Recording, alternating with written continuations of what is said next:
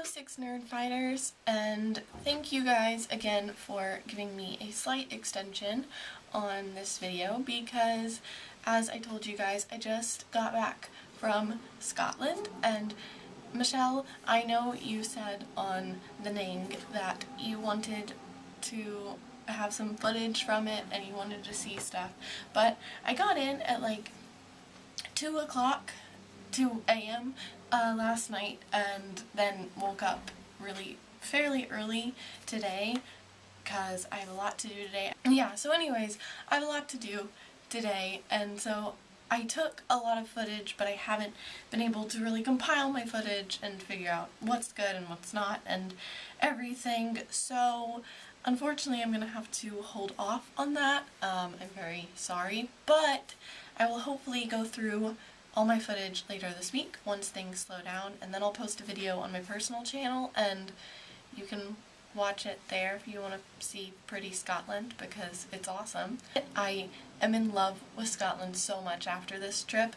I went to Edinburgh and Glasgow. Glasgow was cool, but I only did a day trip and I'm glad I didn't do more than that because it wasn't that fantastic. But I spent 3 days in Edinburgh, which is where my sweatshirt's from now, because I got a sweatshirt from there.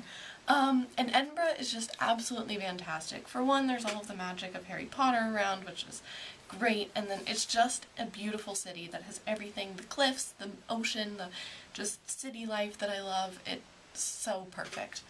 But anyways, to jump into the theme for this week of things I can do, one, I can make a mean hot chocolate. And I mean, I'm not gonna do anything special with it. It's just heating up water and then pouring in the little powder or whatever. But you know what? I make hot chocolate probably every other day, year-round almost, so I can make some good hot chocolate. Another thing I can do is travel. Obviously, since I just got back from Scotland. Although, so far, the only places that I've traveled to outside of the US is London, Cardiff, and Scotland. But I will be going to Paris and Normandy in April, and Amsterdam in April probably as well, and then hopefully fitting Dublin in maybe into May if I can find someone to go with. The other thing I can do is make lists. My brain just cannot make lists in its head, so I have to write lists down. And this is currently my list little notebook thing. There's my grocery list, some novel ideas I came up with while I was in Scotland, books that I want, budgeting for Scotland. I make lists all of the time. Another thing I can do is journal. I've actually already completed one journal since I've been in England.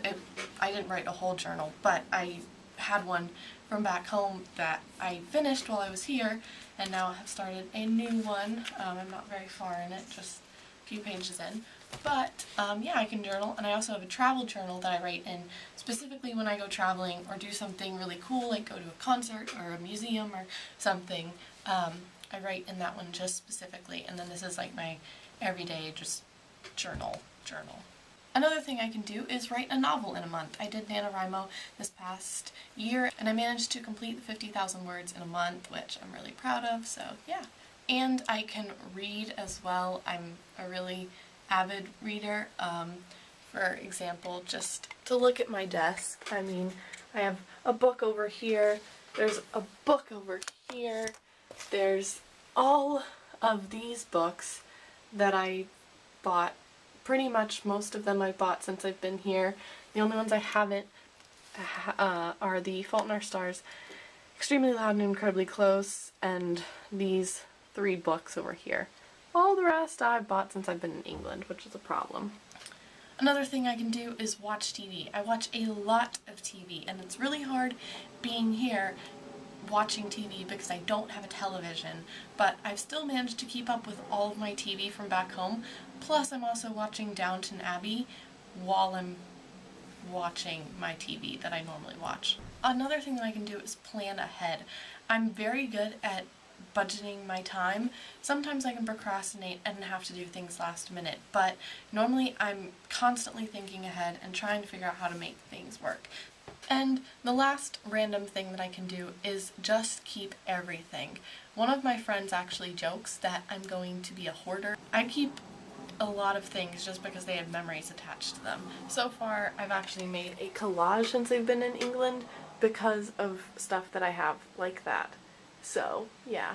Just so I don't keep this too long, David, I like Wallace, and Maria, I thought that your cat has like the best name ever. Nymphadora is such a cool name. And Tim too, I think it's really cool that you will be studying abroad in Montreal.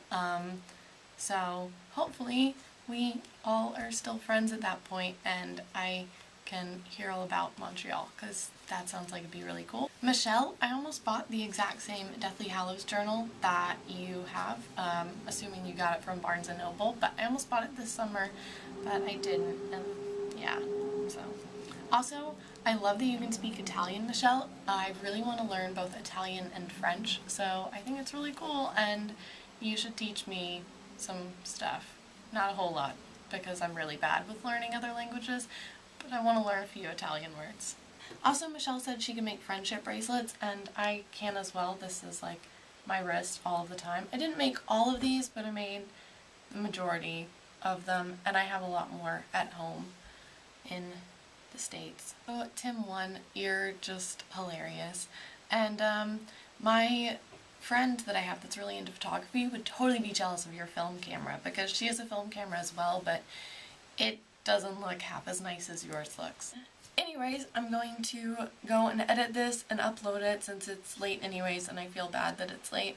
And then I'm gonna go do some grocery shopping so I don't starve and can actually have food for like dinner tonight. But yeah, I will talk to you guys later and bye. DFTBA.